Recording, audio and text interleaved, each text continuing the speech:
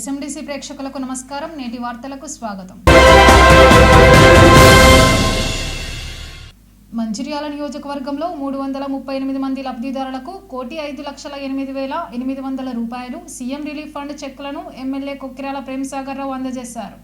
శుక్రవారం నాడు తన నివాస గృహం ముందు ఏర్పాటు చేసిన కార్యక్రమంలో ఎమ్మెల్యే పాల్గొని లబ్ధిదారులకు చెక్కులు పంపిణీ చేశారు. ఈ సందర్భంగా ఎమ్మెల్యే మాట్లాడుతూ ముఖ్యమంత్రి సహాయ నిధి నుంచి పెద్ద మొత్తంలో ఆర్థిక సహాయం అందించినట్లు తెలిపారు. ఎమ్మెల్యేగా గెలిపించిన ప్రజల రుణం తప్పకుండా తీర్చుకుంటానని భరోసా ఇచ్చారు. మంచిర్యాలను అభివృద్ధి పథంలోకి తీసుకువెళ్లేందుకు కృషి చేస్తున్నానని చెప్పారు. ముఖ్యంగా విద్యారంగం అభివృద్ధిపై దృష్టి పెట్టినట్లు తెలిపారు. 24 కోట్ల రూపాయల నిధులు తీసుకువచ్చి ప్రభుత్వ పాఠశాలల్లో మౌలిక సదుపాయాలు కల్పిస్తున్నట్లు తెలిపారు. అంతేకాకుండా ప్రభుత్వ పాఠశాలల్లో విద్యార్థుల సంఖ్య పెంచి మంచి విద్యా బోధన అందించాలని సంకల్పించినట్లు వివరించారు. తీర్చున్నప్పుడు మనం కూడా తెలియజేస్తున్నారు. నాకు అవకాశం ఇచ్చినందుకు ధన్యవాదాలు.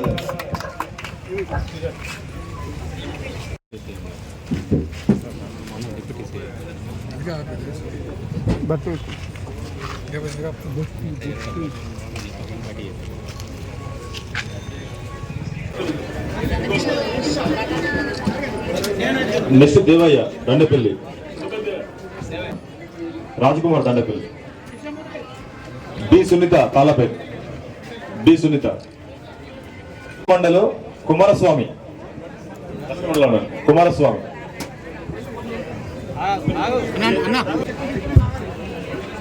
పూజిత, A Srinivas Itikyala, A Srinivas Itikyala. Next Haspur mandal వాళ్ళు, హాస్పూర్ మండల్ దర్శనం వెళ్ళిపోవాలి, హాస్పూర్ మండల్ అండి. నెక్స్ట్ మంచిర్యాల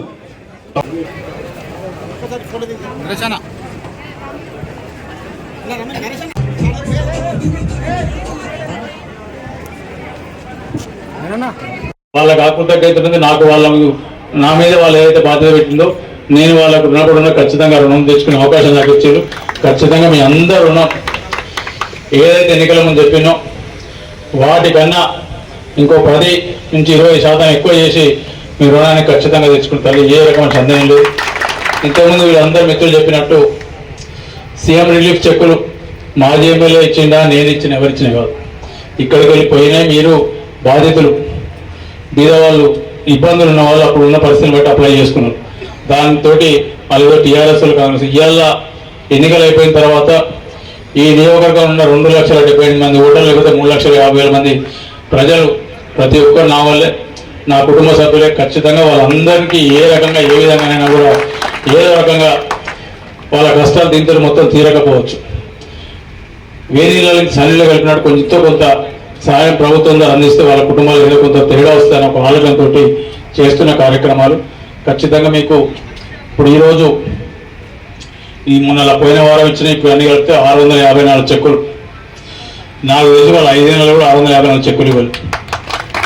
ఈ గడిచిన నెల 3 నెలలు ఎన్నికల కూడా వచ్చింది. మాకు 654 చెక్కులు ఇప్పుడు మొన్న ఇచ్చినాం. ఇల్లే కొన్ని ఇప్పుడు ఇస్తున్నాం. 2 విడతలు కలిపి 338 ఒకటి, 316 ఒకటి.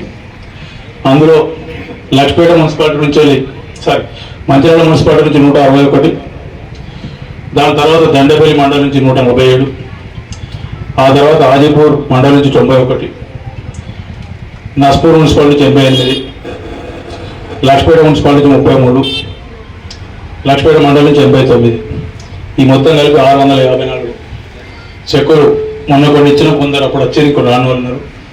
నా ఉద్దేశం ఏంటంటే పోయినసారి ఒకసారి ఆదిపూర్ మండలంలో కూడా కళ్యాణ లక్ష్మి చెక్కులు వచ్చినప్పుడు అందరినీ పిలిచిండ్రు. వాళ్ళకి కొంచెం ఆలస్యమైంది, వాళ్ళకి మంచి లేవట్లే ఇబ్బంది పడుతుందని చెప్పి అది నేను అని చెప్పి మీకు శాతం కాకపోతే మాకు చెప్పండి, మేము అరేంజ్ చేస్తామని చెప్పి పోయినసారి కానీ ఈసారి కానీ వాళ్ళతో కలిసినట్టు ఉంటుంది, మాట్లాడినట్టుంది. వాళ్ళకి తృప్తి, మాకు తృప్తి, ప్లస్ అందరిని ఒకసారి చూసినట్టుంది అన్నతో భోజనంతో సాగించిన. కొంచెం ఆలస్యమైన ఈ అందరూ వచ్చాయి, అందరూ జమ చేయడం, లిస్ట్ రాసుకోవడం ఆలస్యమైంది ఏమనుకోకండి.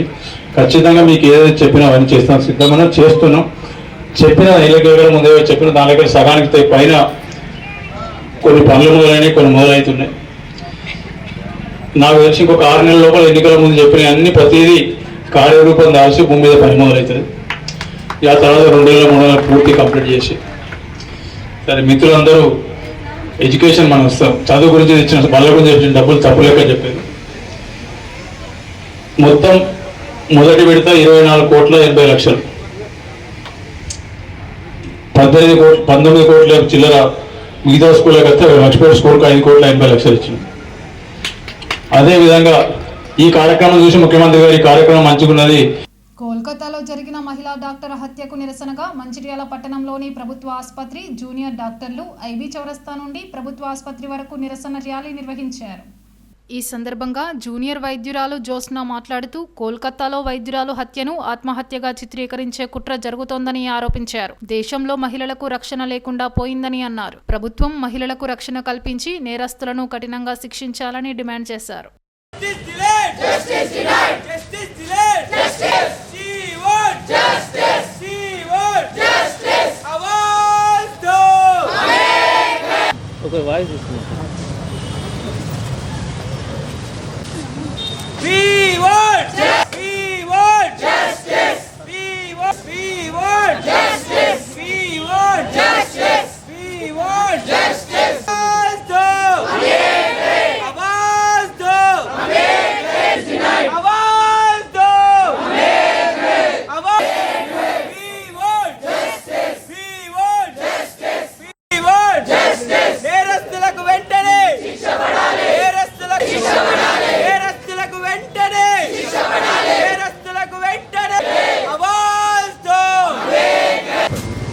మనకు తెలుసు 3-4 రోజుల నుంచి ఒక న్యూస్ అనేది దేశవ్యాప్తంగా ప్రాప్తిస్తుంది. కోల్కతాలో జరిగిన ఒక ఘోరమైన హత్య నుండి రేప్ జరిగి ఉంటుంటుంది. దాన్ని సూసైడ్ కిందికి మారుస్తున్నారు. కేవలం ఇది వాళ్ళని ఇన్స్టిట్యూషన్ని కాపాడుకోవడానికి లేదా పొలిటికల్ పవర్ని యూజ్ చేసి దాన్ని కాపాడుకోవడానికి మాత్రమే చేస్తున్నారు. కానీ ఎందుకు జరిగింది, ఎలా జరిగింది, అసలు అమ్మాయిని ఎందుకు చేశారు, అమ్మాయికి అసలు కావాల్సిన న్యాయం ఏంటి ఎవ్వరూ పట్టించుకోవట్లేదు. దానికి సంబంధించిన క్లూస్ అన్నీ వాళ్ళు డిస్కార్డ్ చేస్తున్నారు. ఇది ఇక్కడే కాదు, ఇది జరిగిన 2 రోజుల్లోనే మళ్ళీ ఒక నర్స్కి ఇదే జరిగింది. తను డ్యూటీ నుంచి వెళ్తుంటే ఇది ఇంతటితో కరెక్ట్గా మనము చర్యలు తీసుకోకపోతే ఇది కంటిన్యూ అవుతుంది. అది అక్కడే కాదు, ప్రతి స్టేట్లో ఏదో ఒకటి అవుతూనే ఉంది. గంటకి 90 వరకు రేపులు జరుగుతున్నాయి. కానీ ఎన్ని వాటికి జస్టిస్ జరుగుతుంది. అన్నిటినీ వాళ్ళు దాన్ని పట్టించుకోవట్లేదు. సో మేము అనుకుంటున్నామంటే మా నుంచి మేము ప్రయత్నం చేసేది మాకు జస్టిస్ కావాలి. అమ్మాయికనే కాదు, ఫ్యూచర్లో ఎవరికి ఏవి జరిగినా దానికి కరెక్ట్ జస్టిస్ జరగాలి, వాళ్ళకి న్యాయం జరగాలి అండ్ నేరస్తులకి కరెక్ట్ శిక్ష పడాలి. అందరినీ కాపాడుకుంటూ వస్తే మరి శిక్ష చేసిన వాళ్ళని ఎవరు నిందించాలి నాకు అర్థం కాదు. ప్రతి ఒక్కరు తప్పు చేశారనంటే శిక్ష పడాలి. వాడు ఎవడైనా సరే, పొలిటికల్ కొడుకైనా సరే, పొలిటీషియన్ అయినా సరే, బాగా ఆస్తులున్నా ఏమున్నా తప్పే. నో అంటే నో.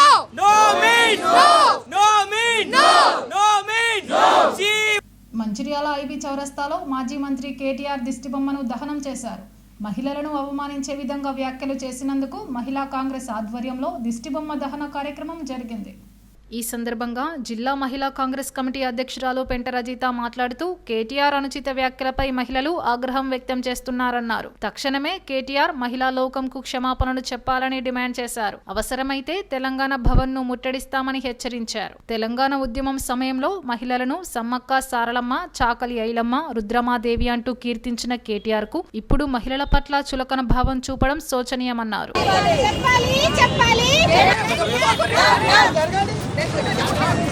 చెట్టు మీద ఆడబిడ్డల్లో మనచిన కేటీఆర్ పై వెంటనే ఆడబిడ్డల్లో మనచిన కేటీఆర్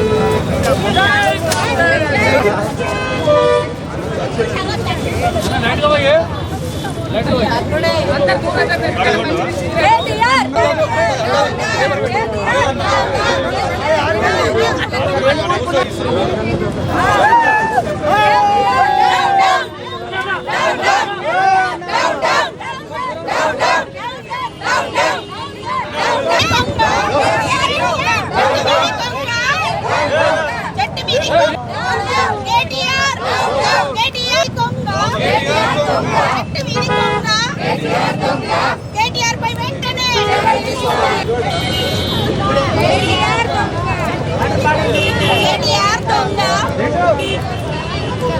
ఈరోజు మంచిర్యాల పట్టణంలో DCC అధ్యక్షురాలు సురేఖమ్మ గారు, మా స్థానిక ఎమ్మెల్యే ప్రేమ్సాగర్ రావు గారి ఆదేశాల మేరకు మహిళా కాంగ్రెస్ PCC పిలుపు మేరకు KTR గారి దిష్టిబొమ్మ దహనం చేయడం అయింది. నిన్న KTR గారు కాంగ్రెస్ ప్రభుత్వం ప్రవేశపెట్టిన ఉచిత బస్సును ఉద్దేశించి మహిళలకు చేపడుతున్న సంక్షేమ కార్యక్రమాలను దాన్ని ఓర్వలేక ప్రజలకు దగ్గర అవుతున్న ప్రజాపాలనను ఓర్చుకోలేక KTR గారు అనుచిత వ్యాఖ్యలు చేయడం జరిగింది. ఏమంటున్నారంటే బస్సుల్లో కూర్చుండి అల్లికలు చేస్తున్నారు, అల్లం వెల్లిపాయలు పొట్టు తీస్తున్నారు, బ్రేక్ డ్యాన్సులు చేస్తున్నారు, డిస్కో డ్యాన్సులు చేస్తున్నారు అని చెప్పి అనుచితంగా అవమానకరంగా మహిళలను మాట్లాడడం జరిగింది. KTR గారు మీకు ఇదే చెప్తున్నాం, తెలంగాణ ఉద్యమంలో ఆనాడు మీ కంటికి మేము సమ్మక్కలు, సారక్కలు, రాణి రుద్రమ్మలు, ఐలమ్మలు వీళ్ళందరూ కనబడ్డారు. ఇప్పుడు నీకు అధికారం కోల్పోగానే తెలంగాణ ఆడబిడ్డలందరినీ అవమానించే రీతిలో ఇలా మాట్లాడడం ఒక మంత్రిగా పనిచేసిన నీకు తగునా? అసలు నీకు సిగ్గనేది ఉందా? నీ చెల్లెలు లిక్కర్ స్కామ్లో పోయి ఈహార్ జైల్లో కూర్చొని కనీసం బెయిల్ రావట్లేదు, రాఖీ కట్టడానికి నీ చెల్లి వస్తుందేమో, ఆ సంగతి చూసుకో ముందుగాల. ఖచ్చితంగా మీరు ఒకటి గుర్తుంచుకోవాల్సింది ఏంటంటే కాంగ్రెస్ ప్రభుత్వం ఏది చేసినా మహిళా సంక్షేమం కోసమే, మహిళలను దృష్టి పెట్టుకొని ప్రభుత్వం 6 పథకాలు ప్రకటించింది. అన్ని పథకాలలో మహిళలకు పెద్దపీట వేసింది. మహిళలు ఎక్కడ దగ్గర అవుతారో కాంగ్రెస్ ప్రభుత్వానికి అనే ఉద్దేశంతో దాన్ని జీర్ణించుకోలేక అనుచితమైన వ్యాఖ్యలు చేస్తున్నావు. ప్రతి దానికి ఎడ్డమంటే తెడ్డమంటున్నావు. నువ్వు 10 సంవత్సరాలలో నువ్వు చేసిందేం లేదు. 2 లక్షల రుణమాఫీ కూడా నిన్నటికి పూర్తయింది. నీ మొహం ఎక్కడ పెట్టుకోవాలో తెలియక నోటికి వచ్చింది వాగుతున్నావు. తెలంగాణ ఆడబిడ్డలను జోలికి వచ్చే ముందు ఒక్కసారి గుర్తు చేసుకో. ఆ రోజు ఎట్లా కొంగు నడుము చుట్టినామో ఇప్పుడు కూడా అట్నే చుట్టి మిమ్మల్ని మళ్ళీ తెలంగాణ దాటేదాకా తరిమి కొట్టాల్సిన రోజులు వస్తాయి. ఇది గుర్తుపెట్టుకో. బహిరంగ అమరవీరుల స్థూపం దగ్గరకు వచ్చి నువ్వు హైదరాబాద్లో తెలంగాణ ఆడబిడ్డలందరికీ బహిరంగ క్షమాపణ చెప్పు. లేదంటే మేమందరం రాష్ట్ర వ్యాప్తంగా తెలంగాణ భవన్ ముట్టడించి ఇప్పుడు చేసే పని నీకు అక్కడ వేస్తాను చెప్పు దెబ్బలు తప్పాయి అక్కడ నీకు. ఇది గుర్తుపెట్టుకోమని చెప్పి హెచ్చరిస్తున్నాం. జై కాంగ్రెస్. TPCC పిలుపు మేరకు మహిళా కాంగ్రెస్ మరియు కాంగ్రెస్ పార్టీ ఆధ్వర్యంలో ఈరోజు KTR గారి దిష్టిబొమ్మ దహనం చేయడం జరిగింది. ఏదైతే KTR గారు నిన్న ఉచిత బస్సు అయితే ప్రయాణం అని మన ప్రజాపాలన ప్రభుత్వం, మన రేవంత్ రెడ్డి ప్రభుత్వం ప్రవేశపెట్టిన ఉచిత బస్సును కించపరిచే విధంగా, మహిళలను కించపరిచే విధంగా ఏదైతే నిన్న KTR గారు మాట్లాడారో వెంటనే ఆ మాటల్ని వెనక్కి తీసుకోవాలి. తెలంగాణ మహిళా లోకానికి క్షమాపణ చెప్పాలని ఈ సందర్భంగా డిమాండ్ చేస్తున్నాను.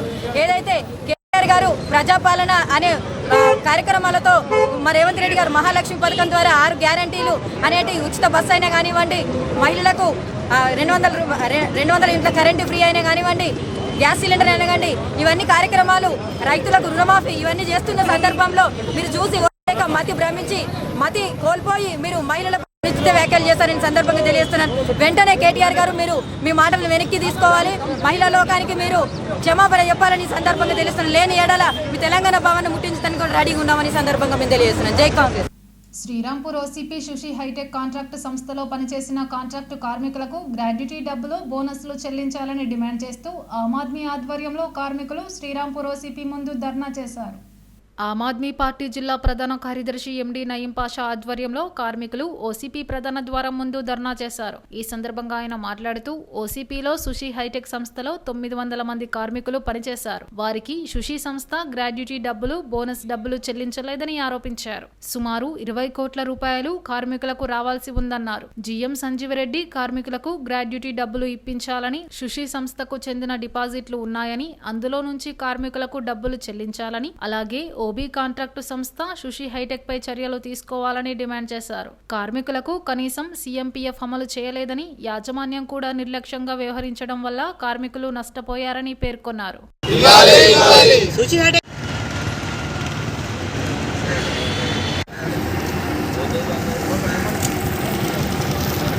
2016 నుండి 2023 వరకు చేసినటువంటి సుషి హైటెక్ కంపెనీలో సుమారుగా 900 మంది అవుట్సోర్సింగ్లో పనిచేస్తున్నాం. మరి వారికి కంపెనీ వెళ్ళేటప్పుడు కూడా ప్రైవేట్ ఫండ్ అనేది లేకుండా, మరి కొందరికైతే బోనస్ లేకుండా కంపెనీ వెళ్ళిపోవడం జరిగింది. మేనేజ్మెంట్ సంబంధిస్తే మా వర్క్ అయిపోయింది, మాకు సంబంధం లేదని మాట్లాడుతూ ఉన్నారు. అదేవిధంగా కార్మికులు కరోనా టైంలో కూడా కష్టకాలంలో పనిచేసినటువంటి కార్మికులను కంపెనీ కానీ, ఇటు సింగరేణి సంస్థ కానీ నిర్లక్ష్యం ధోరణిలో ఎందరో కార్మికులు కూడా, సింగరేణి వ్యాప్తంగా కార్మికులు కూడా చనిపోవడం జరిగింది. మరి అట్లాంటి వాళ్ళకు కరోనా టైంలో చనిపోయిన డ్రైవర్లకు కూడా తక్షణమే ఎక్స్గ్రేషియా ఇవ్వాలని మేము డిమాండ్ చేస్తా ఉన్నాం. గ్రావిటీ ఫండ్ ఉందో అది మాకు తక్షణం ఇవ్వాలని మేము కార్మికులందరి తరఫున డిమాండ్ చేస్తున్నాం. సీఎం పరిధిలో ఉన్న శ్రీరాంపూర్ ఓపెన్ కాస్ట్ ప్రాజెక్ట్ ఏదైతే ఉందో ఈ యొక్క ప్రాజెక్టులో 2016 నుంచి 2023 మే నెల వరకు ప్రసాద్ సుషి అనే కంపెనీ ఓబీ వర్క్ చేయడం జరిగింది. ఈ యొక్క కాంట్రాక్టర్ దగ్గర దాదాపు 1000 మంది వరకు పనిచేయడం జరిగింది. ఈ కంపెనీ 2023 మే నెలలో వెళ్ళిపోయేటప్పుడు వీళ్ళ దగ్గర ఎంతమంది అయితే పనిచేసిలో దాదాపు 900 నుంచి 1000 మంది వరకు పనిచేయడం జరిగింది. ఇప్పుడు సింగరేణి కంపెనీ దగ్గర పనిచేసే పర్మనెంట్ కార్మికులకు వాళ్ళ పీరియడ్ అయిపోయేటప్పుడు వాళ్ళకు కంపెనీ గ్రాట్యుటీ అమౌంట్ అనేది లెక్క కట్టి ఇవ్వడం జరుగుతుంది. కాంట్రాక్ట్ వాళ్ళకు సపరేట్ చట్టాలు ఏం లేవు. అందరికీ వర్తించేది ఒకటే చట్టం, గ్రాట్యుటీ చట్టం 1972 ప్రకారము ఈ 900 మంది కార్మికులకు ప్రసాద్ సుషి అనే కాంట్రాక్టర్ వెళ్ళిపోయేటప్పుడు దాదాపు వాళ్ళ జీత భత్యాలకు అనుగుణంగా 50,000 నుంచి 70,000 రూపాయలు ఇవ్వాల్సి ఉంటుంది. కానీ ఆ కంపెనీకి సంబంధించి ఎటువంటి కూడా నియమ నిబంధనలు ఉల్లంఘించి పాటించకుండా గ్రాట్యుటీ డబ్బులు, బోనస్ డబ్బులు, ప్రావిడెంట్ ఫండ్ డబ్బులు ఇవ్వకుండా ఎగ్గొట్టి వెళ్ళిపోవడం జరిగింది. శ్రీరాంపూర్ ఏరియా జీఎం గారు ఇప్పుడు ప్రస్తుతం ఉన్న ప్రాజెక్ట్ ఆఫీసర్ గారు కల్పించుకొని కంపెనీకి సంబంధించి కంపెనీ వాల్యూ పోగొట్టకుండా తక్షణమే స్పందించి ఈ యొక్క 900 మంది కాంట్రాక్ట్ కార్మికులను మీరే తక్షణమే వీళ్ళను పిలిపించుకొని మాట్లాడి ఎంత డబ్బు అయితే రావాల్సి ఉందో ఆ డబ్బు మొత్తం వీళ్ళకి ఇప్పించాల్సిందిగా మేము కాంట్రాక్ట్ కార్మికుల పక్షాన మాట్లాడడం జరుగుతుంది. మనకి 16,000 కావచ్చు, 18,000 కావచ్చు, 20,000 కావచ్చు. వాళ్ళకు జీత భత్యానికి అనుగుణంగా ఫార్ములా ప్రకారం 40,000 నుంచి 70,000 రూపాయలు కంపెనీకి కాంట్రాక్టర్ సంబంధించిన డబ్బులు ఏవైతే ఉన్నాయో పెనాల్టీ డబ్బులు కొన్ని బిల్స్ ఆపడం జరిగింది. ఆ యొక్క డబ్బుల నుంచి వీళ్ళకి ఎంతైతే డబ్బులు ఇవ్వాల్సి ఉందో 3 కోట్ల నుంచి 4 కోట్ల వాల్యూ అవుతుంది. వెంటనే జీఎం గారు పిఓ గారు కల్పించుకొని వీళ్ళకు తక్షణ డబ్బులు ఇప్పించాల్సిందిగా మేము డిమాండ్ చేస్తా ఉన్నాం. నస్పూర్ మున్సిపాలిటీ పరిధిలోని తెలంగాణ గ్రామీణ బ్యాంకులు, స్టేట్ బ్యాంకుల్లో, ఇండియన్ బ్యాంకులతో పాటు అన్ని బ్యాంకుల్లో వినియోగదారులకు కనీస వసతులు, సౌకర్యాలు కల్పించడం లేదని పౌర సమాచార సంక్షేమ సంఘం రాష్ట్ర అధ్యక్షుడు లింగం రాజయ్య ఆరోపించారు. శుక్రవారం నస్పూర్ మున్సిపాలిటీలోని అన్ని బ్యాంకులను సందర్శించి వినియోగదారులకు యాజమాన్యాలు కల్పిస్తున్న వసతులు, సౌకర్యాలు పరిశీలించడం జరిగిందన్నారు. వినియోగదారుల నుంచి సర్వీస్ ట్యాక్సులు వసూలు చేస్తూ లక్షలు గడిస్తూ కనీస వసతులు కల్పించడం లేదన్నారు. తాగునీరు, టాయిలెట్స్ ఏర్పాటు చేయడం లేదన్నారు. తెలంగాణ గ్రామీణ బ్యాంకులకు రోజు వందలాది మంది మహిళలు వస్తూ ఐకేపీ రుణాలు పొందుతూ ఆర్థిక లావాదేవీలు కొనసాగిస్తారని పేర్కొన్నారు. బ్యాంకులో చూసినప్పటికీ వాళ్ళ మహిళా సంఘాలు అటువంటి మహిళలు ఎంతోమంది ఈ బ్యాంకులకు రోజువారీగా 200-300 మంది రావడం జరుగుతుంది. కానీ బ్యాంకింగ్ వాళ్ళు అనేకమైనటువంటి సర్వీస్ ఛార్జ్ పేరు మీద డబ్బులు వసూలు చేయడం తప్ప వీళ్ళకు సౌలతులు ఎలాంటి ఆర్బీఐ గైడెన్స్ను పాటించడం లేదు. బాత్రూమ్లు నిర్మాణం లేవు. వారి మందం అయితే ఆఫీసర్లకైతే లోపల వారి బ్యాంకు లోపల పెట్టుకోవడం జరిగింది. ఇప్పటికీ బ్యాంకింగ్ రంగ సంస్థ వాళ్ళు చేస్తున్నటువంటి దోపిడీ అంతా ఇంత కాదు. ఇప్పటికైనా అధికారులు బాధ్యత తీసుకొని వెంటనే మహిళామణులకు, వృద్ధులకు వచ్చినప్పుడు 2-3 గంటలు బ్యాంకు ద్వారా కూర్చుండడం జరుగుతుంది. తాగునీరు కూడా సరిగా ఇవ్వడం లేదు. తాగునీరు కూడా అక్కడ సదుపాయాలు కల్పించలేదు. కాబట్టి మేము ఇప్పుడు చెప్తున్నాం, పౌర సమాచార సంక్షేమ సంఘం ఆధ్వర్యంలో అనేకమైనటువంటి ఉద్యమాలు చేయడానికి కూడా సిద్ధమవుతాం. ఇప్పటికైనా బ్యాంకు ఆర్ఎం గారు వెంటనే చొరవ తీసుకొని అక్కడ మూత్రశాలలు ఏర్పాటు చేయాలని, లేని పక్షంలో నిరసన నిరాదీక్ష సేవ చేస్తుందని హెచ్చరిస్తున్నాం. నస్పూర్, శ్రీరాంపూర్ ఏరియాల్లో శ్రావణ శుక్రవారం పూజలు ఘనంగా జరిగాయి. నస్పూర్ కాలనీ వెంకటేశ్వర ఆలయం గీతా మందిర్లో గీతా ప్రబోధకుడు దాసరి రాజేశం ఆధ్వర్యంలో మహిళలు సామూహికంగా వరలక్ష్మి వ్రతాలు నిర్వహించారు. శ్రీరాంపూర్ కాలనీ విశ్వశాంతి హైస్కూల్లో శ్రావణ శుక్రవారాన్ని పురస్కరించుకుని వరలక్ష్మి వ్రతం ఘనంగా నిర్వహించారు. హైస్కూల్ కరెస్పాండెంట్ జక్కన రమేష్ ఆధ్వర్యంలో వేద పండితులు విజయ్ శర్మ, మహిళా ఉపాధ్యాయురాలు విద్యార్థినులచే సామూహిక వరలక్ష్మి వ్రతం చేయించారు. ఈ సందర్భంగా వేద పండితులు విజయ్ శర్మ మాట్లాడుతూ శ్రావణ మాసం ఎంతో పవిత్రమైన మాసం అన్నారు. శ్రావణ మాసంలో మహిళలు ఎక్కువగా ఉపవాసాలు పాటిస్తూ భక్తి శ్రద్ధలతో పూజలు చేస్తూ సౌభాగ్యలక్ష్మిగా ఉండాలని కోరుకుంటారని చెప్పారు.